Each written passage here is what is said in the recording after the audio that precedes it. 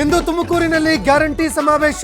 ಒಂದೇ ವೇದಿಕೆಯಲ್ಲಿ 940 ಕೋಟಿ ಕಾಮಗಾರಿಗಳಿಗೆ ಸಿಎಂ ಚಾಲನೆ. ಸಿಎಂ ಡಿಸಿಎಂ ಸಚಿವರು ಭಾಗಿ. ವಿಜಯೇಂದ್ರ ವಿರೋಧದ ನಡುವೆಯೂ ಯತ್ನಾಳ್ ಟೀಮ್ ಹೋರಾಟ. ದೆಹಲಿ ಭೇಟಿ ಬಳಿಕ ದಾವಣಗೆರೆಯಲ್ಲಿ 2ನೇ ಹಂತದ ಸಮರ. 25 ಲಕ್ಷ ಜನರನ್ನ ಸೇರಿಸಲು ಪ್ಲಾನ್. ಹಾಸನದಲ್ಲಿ ಐಪಿಎಸ್ ಅಧಿಕಾರಿ ಹರ್ಷವರ್ಧನ್ ಸಾವು ಪ್ರಕರಣ. ಚಾಲಕನ ನಿರ್ಲಕ್ಷ್ಯ ಎಂದು ಎಫ್ಐಆರ್ ದಾಖಲು. ಜಿಲ್ಲಾಸ್ಪತ್ರೆಯಲ್ಲಿ ಶವ ಪರೀಕ್ಷೆ ಮಾಡಲು ನಿರ್ಧಾರ.